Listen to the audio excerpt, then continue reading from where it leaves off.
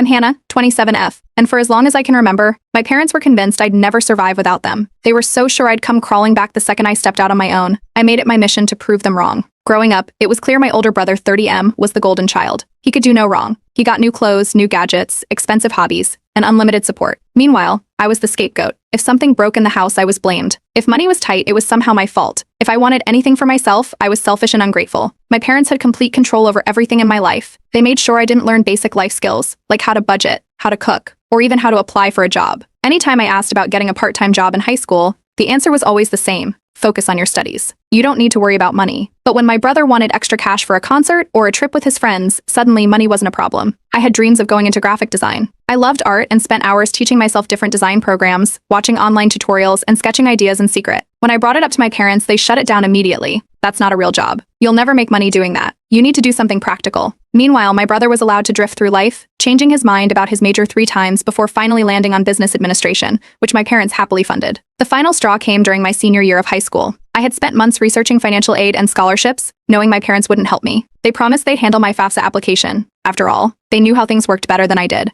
Except they forgot. By the time I realized, deadlines had passed and I was left scrambling. When I confronted them, they acted like it wasn't a big deal. You don't need to go to college right away. Just take a gap year and stay home. We'll figure something out. I knew then that if I didn't leave, I never would. What they didn't know was that I had been secretly working odd jobs, babysitting, tutoring, anything I could find, and stashing the money in a hidden account. The day I turned 18, I packed what I could carry, walked out, and never looked back. They didn't try to stop me. In fact, they laughed. You'll be back in a month. You have no idea how hard life is. They were right about one thing: life was hard. The first few years were brutal. I worked multiple jobs just to afford a tiny apartment with roommates. I took community college classes at night, using every free moment to build a design portfolio. There were nights I went to bed hungry, times when I barely scraped together rent, moments where I questioned if I could really do this. But I never called them. Not once. They, on the other hand, made it very clear they were keeping tabs on me. At family gatherings, which I wasn't invited to but heard about through mutual contacts, they'd mock me. She's probably working some dead-end job. She'll come running back any day now. What they didn't know was that I was clawing my way up.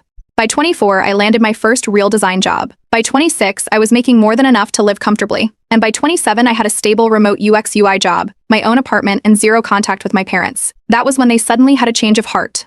It started with small messages: "Hey sweetie, how have you been? We miss you." Then came the invitations to visit, the forced nostalgia, the family group chat they suddenly decided to add me to. But I wasn't stupid. I knew this wasn't about me. It was about my brother. Turns out, Golden Boy had racked up a ridiculous amount of debt: credit cards, personal loans, business ventures that flopped. He was drowning. And worse, he had taken out loans using my parents' house as collateral. Now, they were panicking.